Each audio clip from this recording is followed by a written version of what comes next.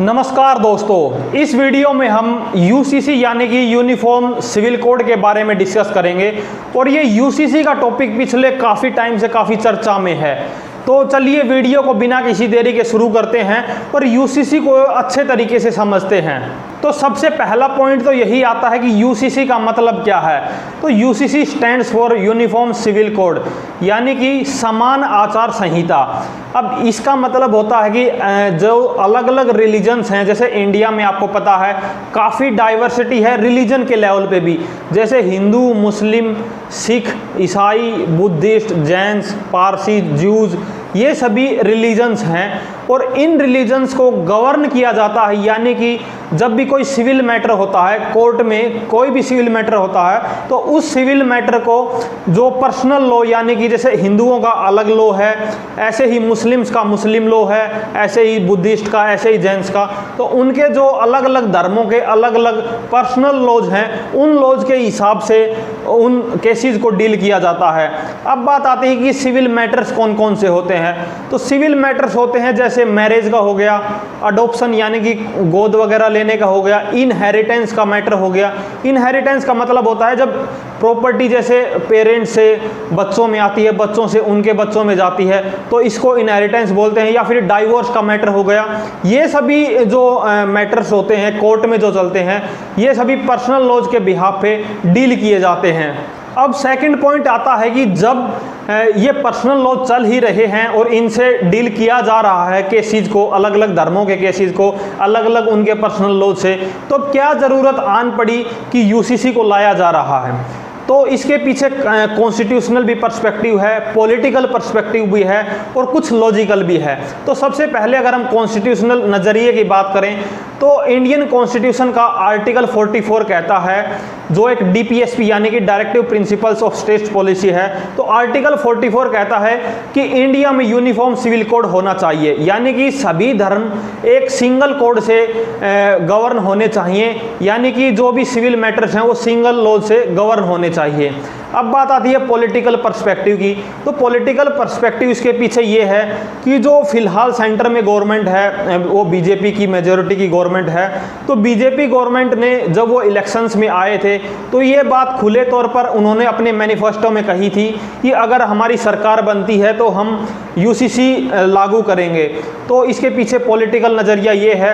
अब बात आती है कुछ लॉजिकल, अगर हम बात करें तो लॉजिकल ये है कि जो धर्म के अलग अलग धर्मों के अपने अपने पर्सनल लॉज हैं, वो सभी पर्सनल लॉज उनमें काफ़ी कुछ ऐसे पॉइंट्स हैं जो कि भेदभाव यानी कि वो बायसनेस दिखाते हैं। वो बायसनेस जेंडर के लेवल पे हो सकती है और ख़ास तौर से जेंडर के लेवल पे ही होती है। और इनमें कुछ धर्मों में तो टाइम टू टाइम चेंजेस हुए, जैसे हिंदू अगर पर्सनल लॉज की बात करें तो उसमें हिंदू इनहेरिटेंस एक्ट आया, हिंदू विडो रीमैरिज एक्ट आया, यानी कि इन सभी टाइम टू टाइम जो ये एक्ट्स आए, इन एक्ट्स के बिहाफ पे कुछ पॉजिटिव चेंजेस आए। जैसे हिंदुओं में पहले रीमैरिज का प्रावधान नहीं था, लेकिन जब हिंदू रीमैरिज एक्ट आया तो उसके बाद दोबारा शादी का प्रावधान हुआ। जैसे अभी मुस्लिम्स में आपने देखा होगा ट्रिपल तलाक, जो एक काफ़ी मतलब बर्डन था और काफ़ी परेशानी थी मुस्लिम्स लेडीज़ के लिए, तो उस परेशानी को दूर करने के लिए ट्रिपल तलाक का बिल आया। तो कुछ तो चेंजेस या फिर कुछ पॉजिटिव इंप्रूवमेंट तो टाइम के साथ हुए, लेकिन अभी भी कुछ धर्मों में ऐसी चीज़ें हैं जो ठीक नहीं हो रही हैं, जो बायसनेस या फिर पार्शियलिटी या फिर हम कह सकते हैं भेदभाव हो रहा है। तो उन सभी चीज़ों को, उन सभी भेदभावों को दूर करने के लिए ये यूसीसी जो है यूनिफॉर्म सिविल कोड ये लाया जा रहा है।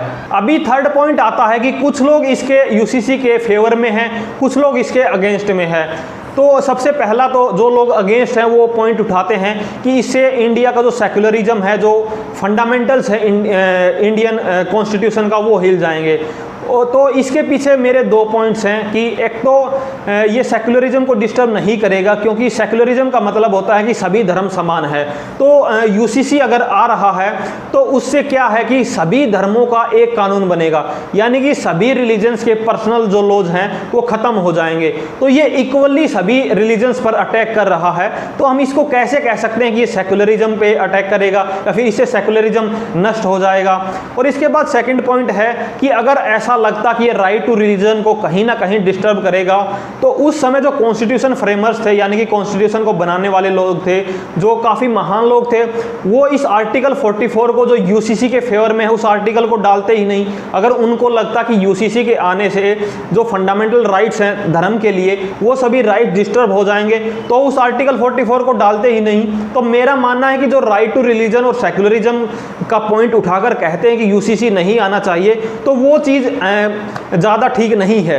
अब इसके बाद फोर्थ पॉइंट आता है कि काफ़ी लोग इसके फेवर में हैं और इसको अंधाधुंध सपोर्ट भी कर रहे हैं। तो यहाँ पे मैं एक पॉइंट रेज करना चाहूँगा कि अगर यूसीसी इंडिया में फॉर एग्जांपल इम्प्लीमेंट हो भी जाता है, इसके फेवर में गवर्नमेंट चली भी जाती है, तो इसको इम्प्लीमेंट करना या फिर इसको लागू करना एक बहुत ही चैलेंजिंग टास्क है। चैलेंजिंग इसलिए है क्योंकि एक तो सबसे मेन पॉइंट है कि इंडियन सोसाइटी इतनी एजुकेटेड या फिर हम कहें इंडियन सोसाइटी इतनी डिसिप्लिन्ड नहीं है। अभी भी बहुत सारा तबका ऐसा है जो केवल इमोशंस के बेस पे अपने डिसीजंस लेता है, या फिर गवर्नमेंट का कोई डिसीजन है उसको सपोर्ट करता है या फिर उसके अगेंस्ट जाता है। वो टोटली बहुत सारे लोग जो इमोशंस के बेस पे अपना फैसला लेते हैं। तो एक तो इंडियन सोसाइटी में डिसिप्लिन की कमी है। दूसरा पॉइंट है कि लोग एजुकेटेड कम हैं, लोगों को समझ कम आता है। जैसे ही उनके रिलीजियस या फिर पॉलिटिकल लीडर्स बोलते हैं वो पीछे पीछे उनके अंधाधुंध उसी दौड़ में चलते हैं। अगर उनके पॉलिटिकल या फिर रिलीजियस लीडर्स ने बोला कि आपको इस पर्टिकुलर चीज़ का विरोध करना है तो विरोध करेंगे, और अगर बोला कि इसका फेवर करना है तो फेवर करेंगे। तो इंडियन सोसाइटी में डिसिप्लिन की कमी है, यही सबसे बड़ा चैलेंज है इस यूसीसी के बनने के फेवर में। यानी कि इंडियन सोसाइटी में एजुकेशन और डिसिप्लिन की कमी है, ये पॉइंट निकल के आता है। दूसरा कि इंडियन सोसाइटी डाइवर्स काफ़ी ज़्यादा है और लोग इमोशन से अपना फैसला लेते हैं।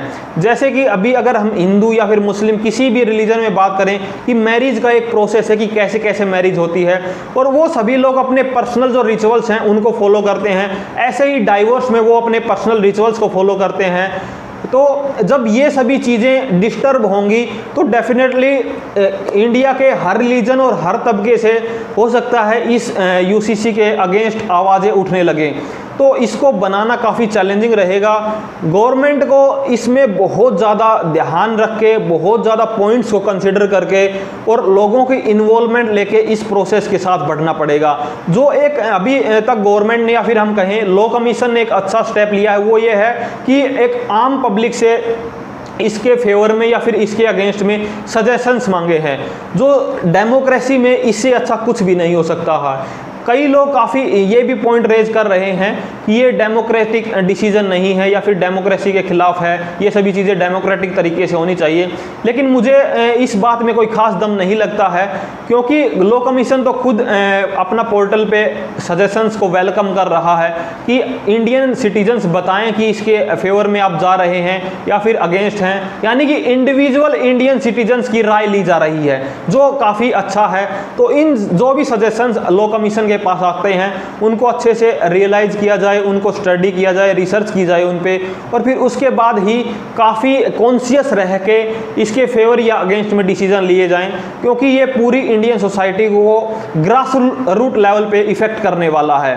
तो अभी इसमें क्या प्रोग्रेस रहती है, आप भी एक स्मार्ट सिटीजन बनते हुए जो भी पोर्टल गवर्नमेंट ने या फिर कॉन्टैक्ट नंबर्स जो अवेलेबल करवाए हैं इसके फेवर में, अगेंस्ट में या फिर इनके सजेशंस के लिए आप अपनी राय ज़रूर दें। और इसमें आगे क्या जो भी प्रोग्रेस रहेगी वो उसको हम ज़रूर डिस्कस करेंगे।